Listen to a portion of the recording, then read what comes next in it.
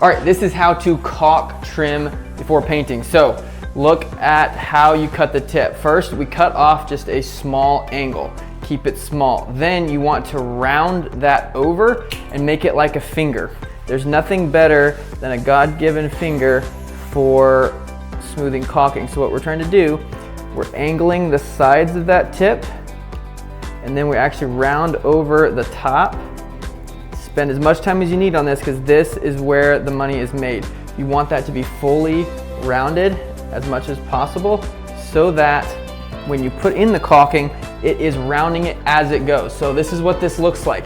We're gonna go inside the corner here, and you wanna make sure you angle it correctly so that it is smoothing it out for you as you go. See how I'm putting the correct amount on?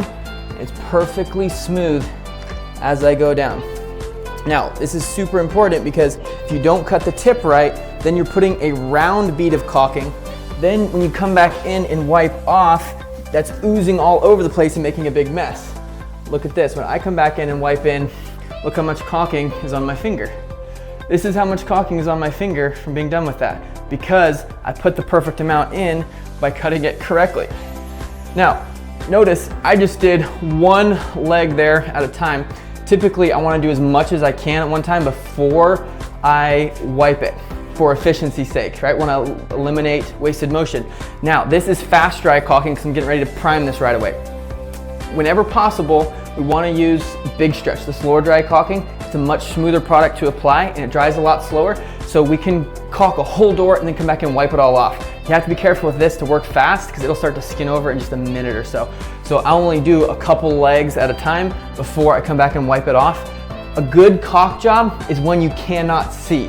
So if you can see it because it's oozing out, or it's a big bead, or it's a tiny bead that's cracked, or any reason why you can see it, bad caulk job. So here, we're just gonna go full speed.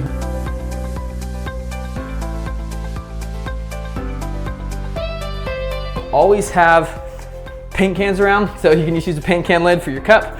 I dip my finger in water. That is more important with this fast dry caulking than it is with something like big stretch, because this starts to dry. Even just the heat from your finger can almost like dry it, and then you are basically balling up the caulking and not having a smooth material to work with.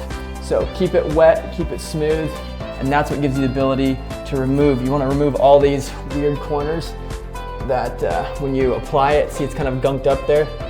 Having a wet finger come in and clean that up can make it look like there's no caulking there. You don't want to put it too light. Now here's why.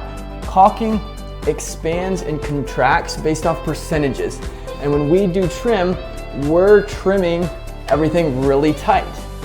And so if we were to just do the tiniest little bead of caulk to fill the current shadow line, the current crack right now, if that moves just at all because it's such a tiny bead, it'll crack.